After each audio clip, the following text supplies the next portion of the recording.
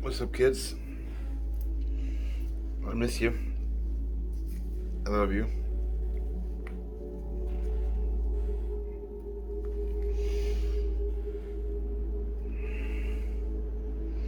I didn't really know what I wanted to say to you guys. I just, I don't know. I just want to talk. I miss you guys a lot, and I was thinking about you this morning. I was doing yoga. So this is my spot. I got my weights here. That one's for my left hand because it's only 8 pounds. I was only supposed to do once the nerve transplant was done. I was only supposed to do maybe like lifting up a sandwich or fighting against gravity, but I went from a 3 pound weight to a 5 pound weight. Now I'm at an 8 pound weight, and my bicep is starting to come back. I mean, it's still tiny as fuck. It's coming back, so it's pretty exciting. Um, and check this out. And don't mind that thing right there. I'm actually building something for one of y'all's. But isn't that a cool meditation spot? This is my yoga and meditation area. I got an extra mat there in case I have a guest. So Kate's been coming around again. Blonde-haired Kate from Texas. She's been coming around. She actually lives in a sober living center for women, and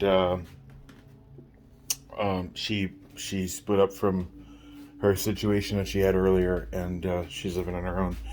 And started hitting me up a few months ago, and it's weird because she was kind of a mess. I was kind of a mess in my own way, but it's cool. I've never really met her. She's never really met me before sober, and we're getting to know each other sober, so that's kind of cool. Anyway, I didn't plan on like a particular message or anything. I just wanted to say hi to you guys and tell you I love you and I miss you. And I haven't done a lot of videos lately because I was so busy on the other job. And when I would do videos, it was like after hours, like middle of the night, stuff like that. So I'm like, all right, I'll wait till tomorrow. But every time I'd wait till tomorrow to post something, after I get some sleep, I would be at the job site and I wasn't able to upload shit because of the internet over there. So anyway, you can see that I've gained a few pounds. But it's cool because I really like losing weight more than I like maintaining weight. Like when I was at my skinniest there before the accident, I wasn't really that happy. The happiest I would have been right around Hawaii trip when I was still on a steady decline down because I had a goal I was going towards and I was working towards it and I was improving every day. That was fun for me. Post Hawaii, between Hawaii and the accident, that was a time where it was sort of like a plateau where I'd reached my ultimate goal, or I should say I reached my ultimate goal, and now I was just sort of skating there and being okay with it, but I wasn't really trying hard. I was sort of just coasting, which is my nature, and that's something I do a lot.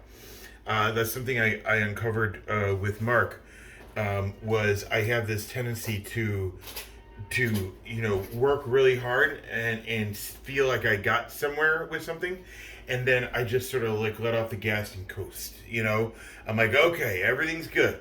I mean, I'm like that with things that I don't I can't even say I don't value, because I do that with things I value too. I was gonna say I do that with things I don't value much, like money, but I don't, because I coasted with you guys. Like I was the sorry, I'm gonna try not to get emotional here, because I'm talking to you. That's why it's affecting me. If I was doing like a journal entry to my guys in comeback, it wouldn't bother me so much, because then I wouldn't be considering what they're thinking about while I'm talking about you guys, right?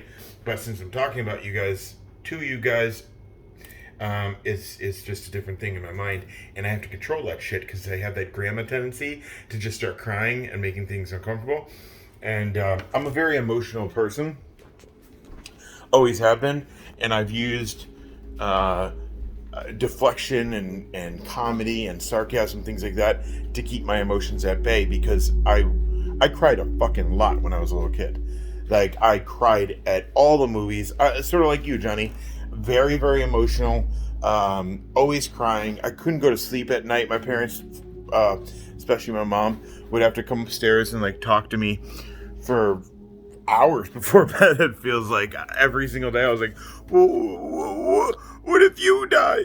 What if I die? What if all the people die? Like, that's just how I was. It was really fucking annoyingly emotional.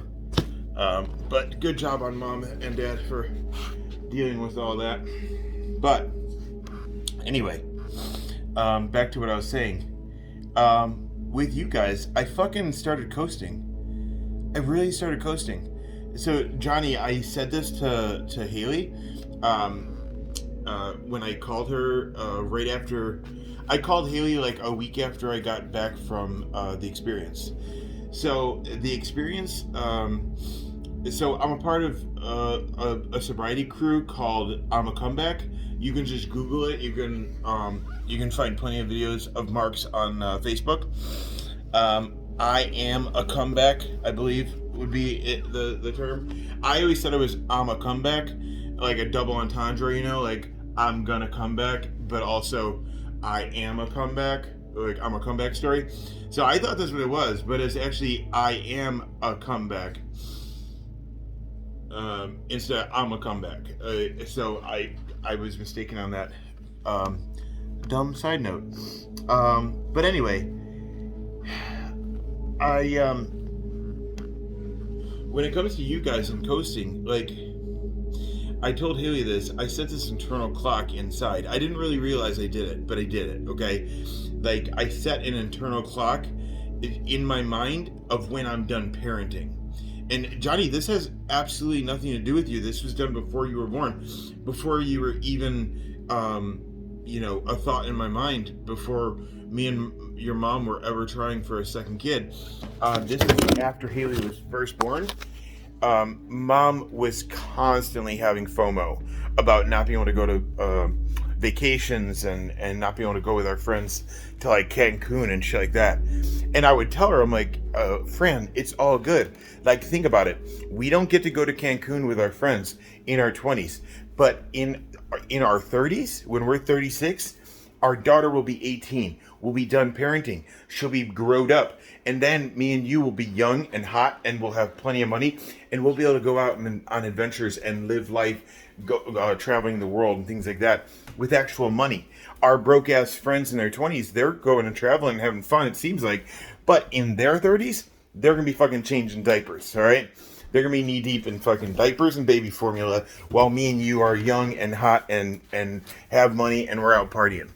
So that's what I always would tell mom, like nonstop, because that would keep mom sort of at bay from like getting that deep dark depression thing where she's like, oh, I hate my life. And mom was like that. She was very like up and downy in our teens and 20s, and having a young kid, you know, that helped bring things to the forefront, issues to the forefront that we were constantly having to wrestle through and figure out together. And that was the best thing I was able to come up with me and mom, was wait till we're 36, she'll be 18, we'll be done parenting, bam. And so I wasn't doing that at all because I thought that at 18, literally, you are done parenting and you don't have any more responsibility. That's not why I did that at all. I was literally just trying to...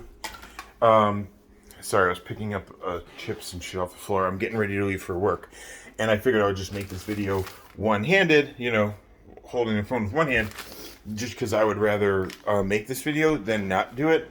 And I'm going to try to make a few more throughout the day. The thing is, right now I'm working in a job where I can't do videos on the job very easily unless everybody's gone. And most of the time someone's home. I'm at Beth and Boyd's house. So Johnny, you were there. That's the place where I was building the shed with that little girl that was a gymnast, and I put in the ninja line. That place. Um, and I love those guys. Those are great customers. But anyway, back to my original point. So I wasn't setting this internal clock or even consciously knowing I was setting a clock. I was literally just trying to survive every day with with a girlfriend that had serious FOMO and like, you know, she had depression problems. Like, she was borderline depressive, in a depressive state all the time. Okay, like, she was either super fucking happy or on her way down, and most of the time she was on her way down. And so I was constantly like shoring up the walls and like patching the tuck pointing and mortar and holding the walls up before the fucking leaks all burst all over me. That's kind of what it was like with your mom when it came to like her personality and her depressive states and all that. Like, she was a good amount of work in our 20s, and I was a good amount of work too. I mean, I couldn't even imagine what it'd be like to fucking be married to me. So I'm not saying I was a saint. It's just, this was my survival mechanism, right? For me and mom, was I would come up with good psychological tricks to help get us over humps. And that's sort of my strong suit. I'm strong in the psychological part of things, where I can like figure out healthy tricks to manage stresses or disappointments or things like that. That's the inner Buddhist in me. And I'm kind of serious. Like, I've never been a Buddhist or anything, but as I study more teachings of Buddhism and Stoicism, the philosophy of Stoicism, and things like that, like, I'm like, oh my God, have I been a Buddhist my whole life? Wait, I'm a fucking Stoic. I am definitely a Stoic. Borderline Buddhist. It's weird. And this shit's been around forever. I mean, definitely longer than me. But as I discovered, I'm like, hey, I've already kind of thought like that. I mean, since I was a little kid, you know, not like things I've picked up lately because of yoga or something. Like, instilled fucking beliefs inside of me that make me me. And anyway, side tangent, step 5, all the way back to internal clock. So we are surviving. I've established that. Me and your mom are getting through things, but by doing that, I had sort of forgot myself that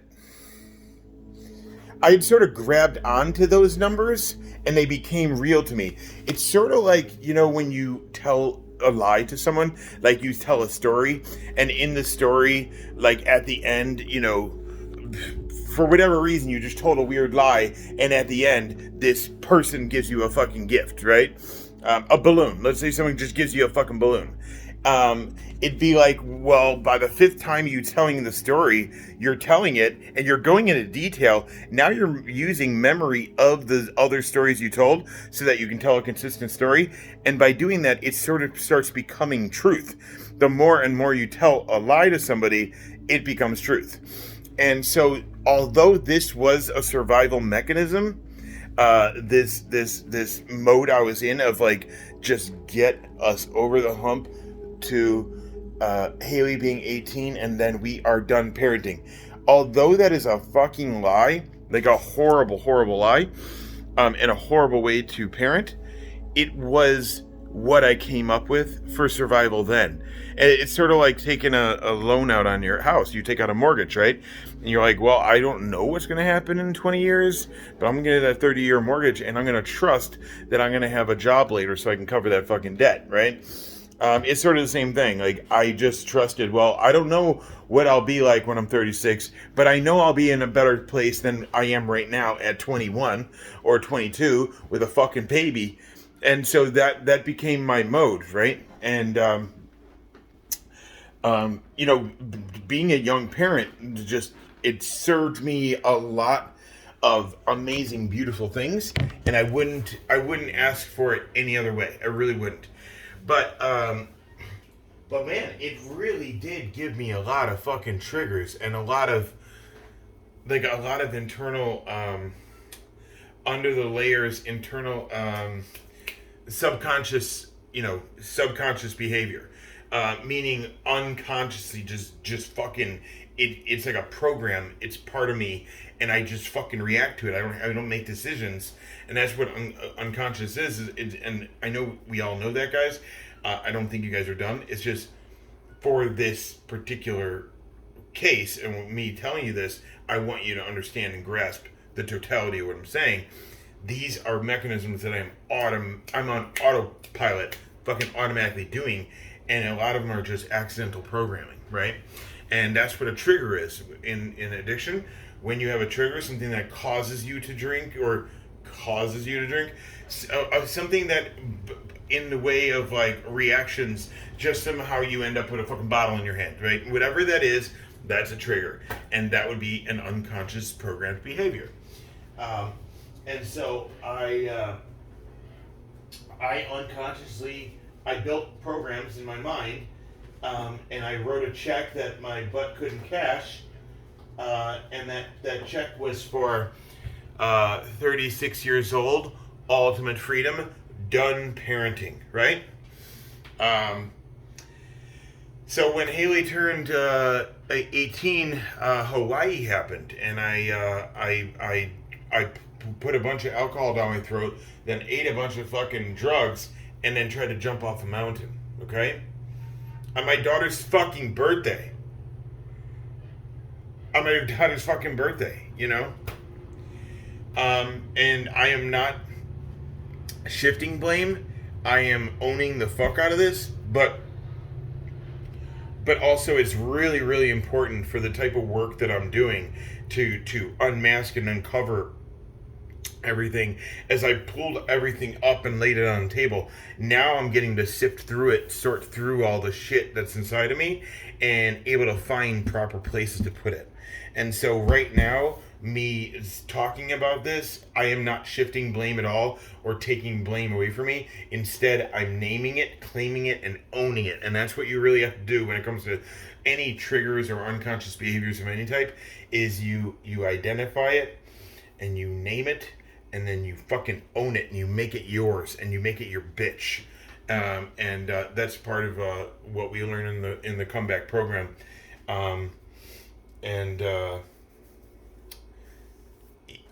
Mark, the guy who made this whole program and the system, I've been able to spend a bunch of time with him and become friends.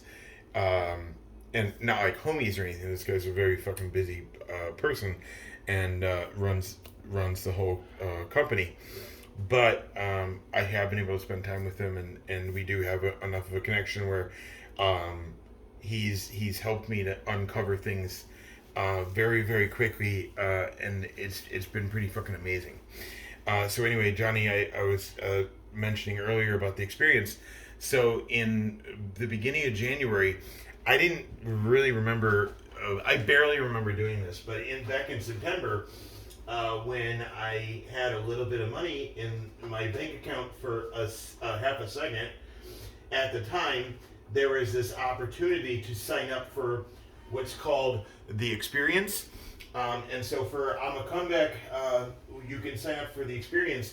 You basically go with a bunch of other guys on a retreat. And it's supposed to be like a retreat with 16 other guys. And it's called the experience because you don't really know what you're going to do, but you go there and you experience all these things. There's going to be a lot of like cool activities and shit, like shooting guns or working out as a group, doing yoga, doing jiu-jitsu, doing martial arts, going to the gun range, doing crazy things like a cold plunge. Just pick one, not all these things, but like those are a bunch of the type of activities you do as a group. But on top of that, that's only about 30% of the time. About 60-70% of the time is you sitting down at a desk with a fucking your teacher in front of you, which is almost always Mark, with your fucking teacher in front of you, and you're doing real fucking hardcore work. And you're not always at the desk. Sometimes you're laying on the floor, literally. He had us do this insane fucking thing called the death meditation. And it was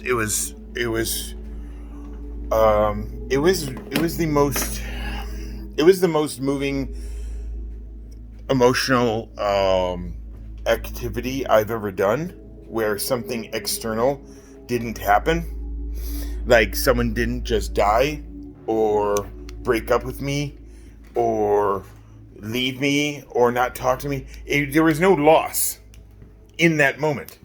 But the death meditation caused me to cry harder than I've ever cried in my fucking life, outside of an actual cause, like my grandma dying, or losing you guys and things like that, or the thought of losing you guys. So it was wild. Definitely the most impactful thing I'd ever done. And so the meditation itself, what Mark does is he has you, and this is after you've already done hours and hours and hours of inner work in this classroom, at the experience. But there was this part, so it's supposed to be 16 guys and only 9 guys showed up total. I was the 9th guy. So there was 9 of us. And so it was a smaller, more intimate group. And they always say that when you go to an experience, you go to the experience with 16 guys and you walk out of there with 15 brothers. Like people, like it feels like you went to war with them, right? Because when you go to war with someone, you go through the stakes are really high, and you go through very emotional peaks and valleys, and because of that, it causes you to get really, really close with those people and consider them brothers. And with the experience, it's a very similar thing. There's actually there's like a guy from Canada who's he's like Canada's. He's the Canadian Navy SEAL, right? That's what he used to be. He's retired, but he used to be like a Special Forces guy, all right? Like Delta Squad or whatever. And he said that he has never felt camaraderie and closeness with a group of guys outside of his military career. And he just recently retired. And he said in all his years of being in the military, he's never experienced anything outside of that until this experience. Because once you go through all these peaks and valleys and emotional highs and lows, and it causes you to get really, really close. Plus, you're saying things in front of a group of men you've never even realized yourself, let alone said out loud to other people. Very revealing shit. And so me and that whole crew, this is a very, very close group of dudes. To me, very, very special friends. And we all talk together. We all get each other gifts and give each other encouragement. We all talk as a big group every 2 weeks, and then at least once a day or every other day, I'm communicating with different guys, messaging them and calling them individually. So yeah, that was an amazing side benefit of that, was I got this brotherhood. And what's crazy is you got that fucking Special Forces dude, right? And then I have the CEO of a company. I have a guy who used to be NCAA basketball star, and now he's like the vice president of sales for Dell. And I just have this wild, eclectic group of dudes. And one of them is a trucker from Alabama, right? I'm sorry, not trucker. He used to be a trucker. He's in real estate. I'm sorry. He's in real estate. He's actually pretty good, legit with finances now. I forgot that's where he came from. But he's just a salt of the earth, average dude. And he kind of talks like this, like Alabama style, which Alabama has its own way. But anyway, really, really great group. And so that's enough about them for now. So the death meditation, it was fucking insane.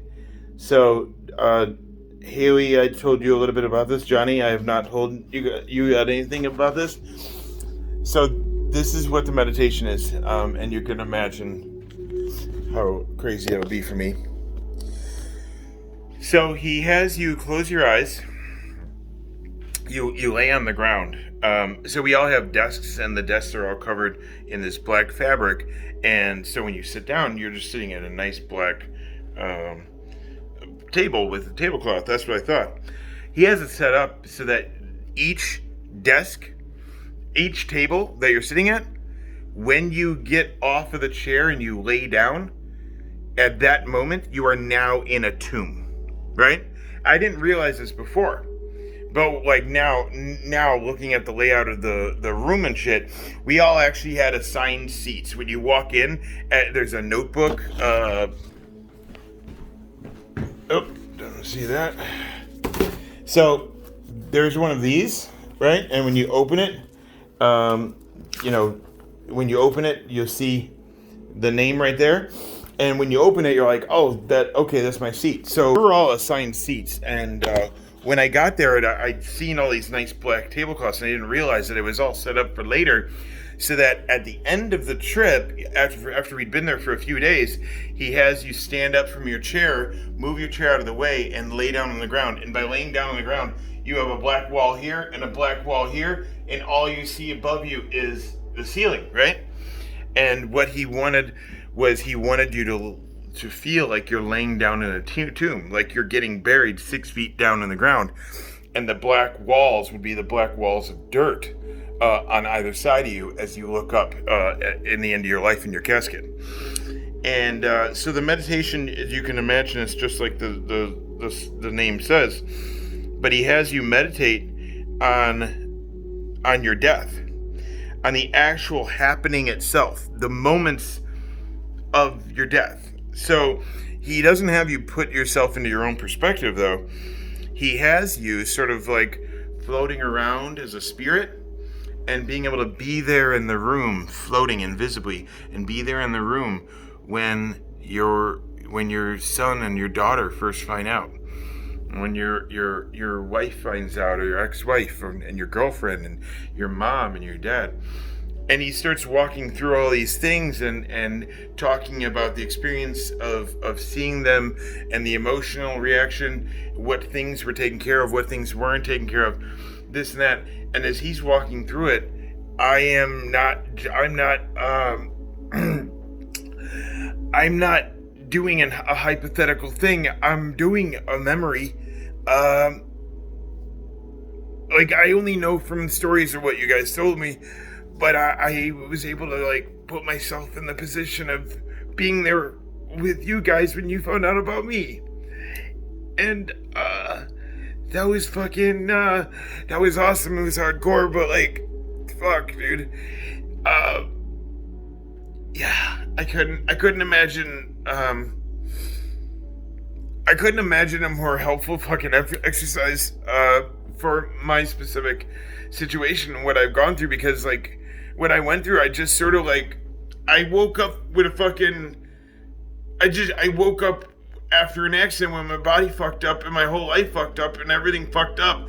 And it's like, I you know, like, I always feel like if I was dead, then I wouldn't have to deal with all this shit, you know? And I was really thinking like that for a while. I was thinking like, fuck, dude, I wish I would have died that day. Like, I don't want to be here and fucking clean up all this shit. And what I'd realized is I wasn't ready for death. I wasn't ready for death, meaning, like, technically, I didn't set things up for you guys so that it would be a clean death. I thought I was good. I thought that I built a company that would sustain itself and run forward, and I would trust the people involved so that my kids would get the company and everything. The company, no matter what happens to me, the company would fucking take care of them. And so that's why I sacrificed everything I did. And that's why I sacrificed my fucking Ford F-150 and all the hundreds and hundreds of hours of fucking going out to customers and estimating and going and getting equipment and training guys. The reason I was doing all that for nothing was because I was trying to build something for you guys, and I thought it was all in place, and I thought I had people I could trust taking care of things. I just thought everything was good. And that if something happened to me and I died, fucking all gravy. I'd be able to go on to the next fucking realm, wherever the hell it is, whatever it is, and it'd be fucking great, and you guys would be taken care of. And that's where I was at. That was literally where I was at. I was not looking for death. I was not trying to die. I was not. There's nothing subconsciously inside of me that's like, I'm gonna get out of here. Nothing like that. I had just gotten so fucking... I just let go so much. Like, I really admire parts of myself from that time. I cannot say that everything I was is garbage and it needs to be thrown away. It's not. I admire so much about the guy that I had become. I was a very, very powerful individual as far as my mind state and my mental fortitude to get through problems that would arise and come at me. And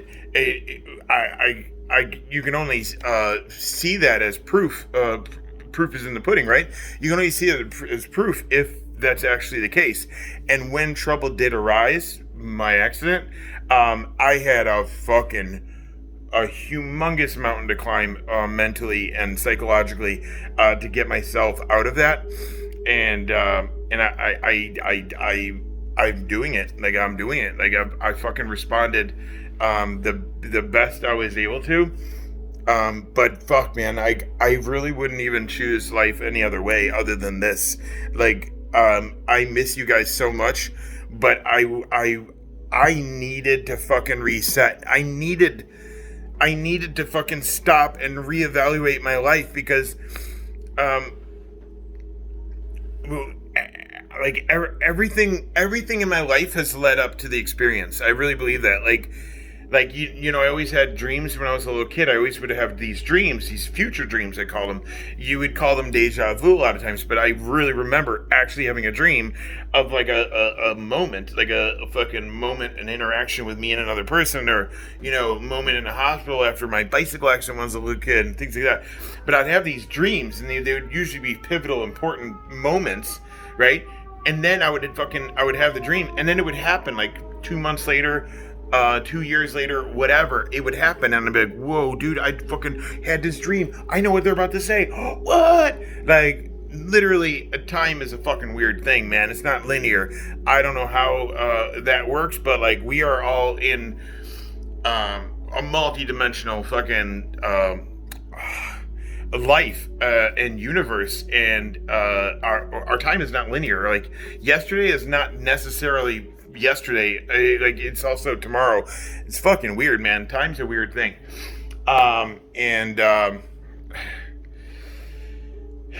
So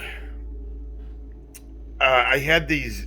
I really feel like because of the future dreams that I had before, I'd always felt like when I get into a position or a place where everything feels like it's all led up to this, like it's familiar, like I've been here before, and I feel like I'm at home in the right place at the right time. Like, when those things happen, it always tells me that this is destiny. This is manifest destiny. Like, you are right now manifesting. You are embodying your own truth, your own path that you're supposed to go on. You are on that path right now, and that was a really really weird, unexpected thing that happened to me at the experience. So, Johnny, I'd signed up for the experience back in September when I had a little bit of money, not knowing what it was. Now I sign up for the thing. The whole thing's paid for, right? And I kind of forget about it. And now in January, they send me an email going, hey, January 10th, come on, we're doing it. And so I was not fucking able to do it. Like, situationally with my job that I was on, I was at a tight deadline. I had a showing on like Saturday for the second to last showing of finishing the job, and this is like Tuesday, and I left and went to this fucking retreat. And you know what's cool? It's the fucking headquarters of Alma Comeback. Guess where it is? It's in fucking Lake Geneva. The guy who started this whole thing, he actually, in his 20s and 30s, he was running a big Oh, actually, he was running a trucking company, not a trucker. He wasn't a trucker. He was running a trucking company, and he was a motocross racer. So he lived in California, and he ran his trucking company, and he had something like 50 trucks or 30 trucks, something like that, in his fleet. And he was doing really well with that, but he was also drinking and doing heroin and crystal meth and all types of shit. And he was just a wild man who rode motorcycles, got high and drunk, and ran companies. And he ran his company into the ground, and he had business partners betray him, and he had all these things to where it led him to figure out a system on how to rebuild the life and rebuild the confidence, rebuild the mental structure and scaffolding that you would need to walk around and exist and as a good, normal, functioning, confident male. But then going forward, how do you avoid the pitfalls of getting back into that in the future? And so he built this system for himself to fix his own life. And by doing that, he was like, dude, I kind of have something here. And then he started the comeback. And now, I got like, when I first started, man, it was like, there was like 100 and something of us. And I don't know, it's like 500, something like that. When I went to the experience, there was guys there from around the world, and like we actually had guys who had to come to America early because of quarantine and shit like that, and they had to come and do like the 2-week quarantine. Or no, they have to do the 2-week quarantine to go back home. And so like there's a few guys that were from Canada. There's a guy from the UK. There's a guy from Scotland. So yeah, it was the comeback is getting fucking big. And it's growing every single day. I mean, literally every day when I'm on a call, there's another like 2, 3, 4 guys that signed up. It's like, oh, there's a new guy on the call this week. Every single week, there's at least 3, 4 guys. At least, and sometimes way more than that. But I fucking love it. I love it. It has given me so much fucking stability and structure, and mental scaffolding, so that I can keep myself on track and keep myself from going into weird patterns. But anyway, like I was saying, bad patterns, unhealthy patterns, ways of thinking. It helps keep those things at bay. I really don't ever think I'm ever going to get back to where I was fucking around, ignoring my parenting and my responsibilities. But anyway, I'm going to continue this. I love you guys, and yeah, I'm going to continue this, and I'm going to have more direct things to say. I got to leave for work, and I want to continue the story and continue telling you about what I got out of the experience. I already told you about going to the experience and a little bit about what it was, but a lot of the things that I pulled away from that was sort of the launching pad that I used to go forward. And so to explain what I took from that, and actually there's some things that I wanted to read you, Johnny, and Haley, there's some things I want to say to you. And so what I'm going to do is I'm going to maybe do those, I'm going to probably do those tonight or tomorrow night, like when I feel fucking right to do it, where I'm moved. And now, like, luckily, I don't think like an addict anymore, so I don't think like, after tonight when I have a few shots first, or after I like put this drug in my body and then these pills and then drink that down and then add this chemical and boom, I'll be right as rain. That's not what I'm talking about when I say when I'm feeling up to it. What I mean is like when you work all day and you're using your brain, mentally to solve problems and talk to people and whatever, you get this momentum and then boom, I get off to the races and my brain's going great. Well, sometimes unexpected things will happen, and then all of a sudden there's a stress, and then there's a distraction, and there's this, and then there's that. And so by the end of the day, sometimes you'll feel like your brain is just off. mentally, right? And so I don't have any drugs in my life where I could just take them and like feel better. I've worked really, really hard. I mean, even with the experience, I didn't do any caffeine, anything. Like I didn't even bring fucking nothing. Like if I was gonna be in a social situation and not drink, I would definitely go get some kratom pills or something, and pop a few kratom pills. At least I would take the edge off. That was something I was using for quite a while, to not drink if I was gonna go, to someone's birthday party or something. That was my trick, was kratom. And I don't need any of that anymore. Like I literally, I'm even down to the point now where I'm watching my my intake of social media, and whether or not I'm using that as an emotional crutch, or when I don't want to be alone at night, and I'm like trying to fucking come up with all these fucking plans on another girl that I could be around and this and that. Like, I literally am like, oh my God, dude, I'm literally just filling fucking holes and voids all day long. That's what my brain and my body just automatically want to do. And now I'm so fucking mindful of it that I don't let it happen. I catch myself in the moment before I even fucking call somebody and be like, hey, you want to come on over and chill? Before I even do that, now I catch myself. I'm like, Shannon, what are you doing? You got fucking shit to do. What is your why? What is your why?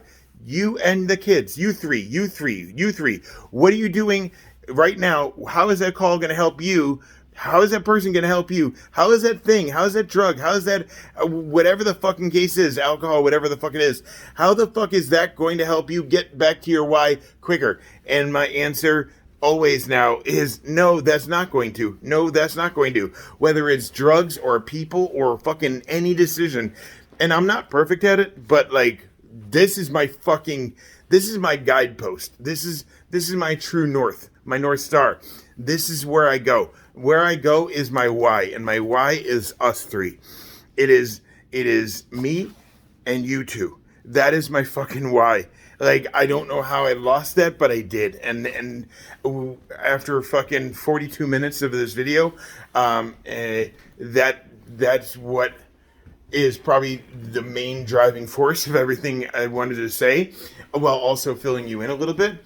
But you guys are my fucking why. You guys are my purpose, and I lost that somehow. I let myself set these internal fucking clocks and dumb unconscious things, and by doing that, I'd lost it there for a minute. I'd stopped being the most amazing, attentive fucking father. And I'm not talking about an ass kisser either, because I'll never be that, right? I'm not just going to kiss your ass because you're my kid.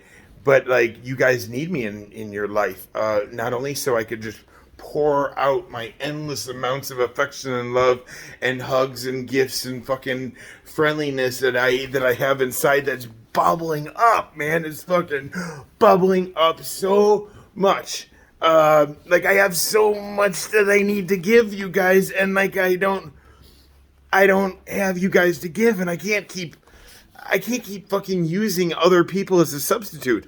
Like, I'm literally, like, I'm sure everyone else is fucking happy with it, with the situation, that they get so much fucking attention and affection, but I literally, it's not like it's hurting them or anything, but I literally use other people to fucking pour out the amount of affection and attention I have as a substitute, since I don't have you guys. And so boohoo on them, right? No, boohoo on you guys. I'm so sorry I took myself out of the game. I'm so sorry I took myself out of the position of being the most influential male in your life. And I did that. I did that. And I love and respect your mom, and I love and respect Chris. I love and respect Kyle. And I love and miss and respect both of you. And I respect you guys for your decision to step back away from me. I respect the decision now, because I didn't before. I didn't get it. I was so hurt and so lost, and I didn't know how how to sort through it in my mind. I was so confused. And and the video that I posted on Facebook, that was the moment I got it. That was the moment everything started to change. Like, the fucking wheel broke. The spokes all popped off and the wheel just started rolling and everything changed after that. It was like, brain's not thinking that way anymore. Brain's now thinking like this. It was fucking crystal clear after that. Crystal clear. And like everything that I was hoping would have happened in the last year since my accident, year and some change, year and a half almost, all the things that I was hoping would happen in that last year and a half all started happening January 1st. That video was January 2nd at on my job site, and that was me realizing for the first time, like seeing clearly your guys' position, and I started to see clearly like why Mom was so worried and upset. Johnny, why you were so mad at me about Mom and Chris, and Haley, why you've reluctantly, like, I know you want to reach out to me, you want to talk to me, you're like me in that way. Like, I always had a hard time punishing you when I was a kid, and you know that, but like I would ground you or make you go to your room or this or that, but like I couldn't last more than a night sometimes. Like I would want to go into your room and be like, okay, it's fine. You could go back to life. Like I hated fucking punishing you. And I could tell that you're the same way with me. Like you don't want to necessarily keep things short and brief when we talk, and you don't want to keep things hard. You don't want to have a hardened stance towards me emotionally. But you kind of feel like you need to, and I didn't understand why. I was just angry and confused before, and I let other people's, like, my opinion of like Mom or Brian or other people like spinning your guys' minds into a negative place with me, because both of them are very, very smart, thoughtful people. And both of them also, have the influential situation, I guess, in your guys' lives to where they can speak into your lives and it would actually make a difference. And so I used to put my focus on them instead of on myself and you two. And once I realized, like, oh my God, Mom doesn't want me around you, Johnny, because what's around me is a mess. Like, I bring calamity and death with me. I don't bring peace and security and life. I bring death with me. No wonder she doesn't want me to be around. And that was a big moment for me where I'd sort of seen and was able to even publicly thank Chris for his part in what he played in his role. But I was able to see for the first time the validity of that kind of stance. Where before that I was like, man, fuck Fran. Does she even know what I've been through? Does she know what I've been through? I just fucking faced death. I couldn't walk. I couldn't talk.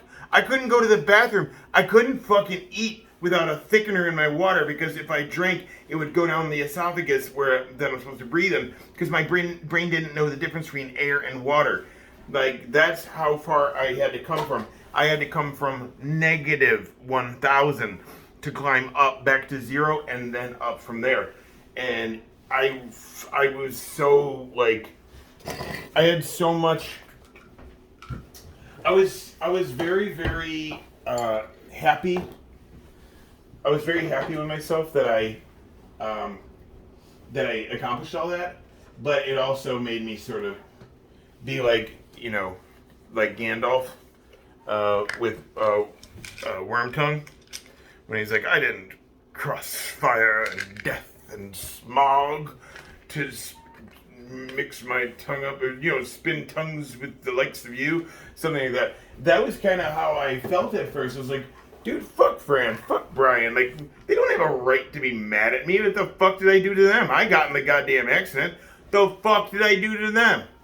And, so now that I see see it from their side as well, I've actually completely softened my stance on that. And this is pretty cool stuff. It's like nootropics. I take it every morning along with the Catalan and all my other shit.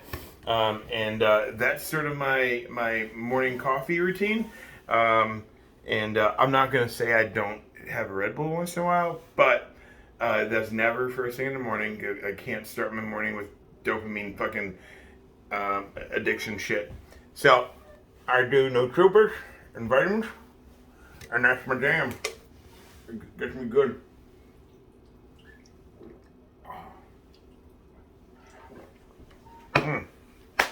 Anyway, I'm gonna wrap this up. But I used to feel like that way about Mom, and now I don't. And now I really respect Mom and Chris, and I'm really grateful to them. And I'd love to have a conversation with Mom someday, and I will wait and know how to approach her when the time's right. You guys don't have to prime her for it or get her ready or anything like that. But I'm gonna wrap this up for now, get to work, and I love you both so much. And call me if you want, text me if you want, anything, and or just wait for the next video. I should be able to get it tonight. If I don't do it tonight, because when I get home, I have to do an hour of yoga. I have to do that. And then after that, if my brain and my juices are flowing and emotionally I'm good, I'm going to do it tonight. And if that's not the case, then tomorrow I'm going to find the best time to do it, even if it means leaving work and running home and doing the video, whatever. I'm not going to do it at night. Today, I don't have that option. Today, I have to go to my job and be there all day until like 6:30. When I get off at 6:30, that's when I'll have time to do yoga and everything else. And also, and also, what the fuck am I talking about? I'm doing it again. I was going to say, and also, Kate wanted to come by and do yoga with me, but, like, that doesn't matter right now. You guys matter. You are my why. And she can fucking wait till next week. You guys are my why. And until I give you guys another video, a more poignant, more zeroed in, focused video, until I do that, I am not doing any fun things for myself, And yeah, I love you guys. Bye.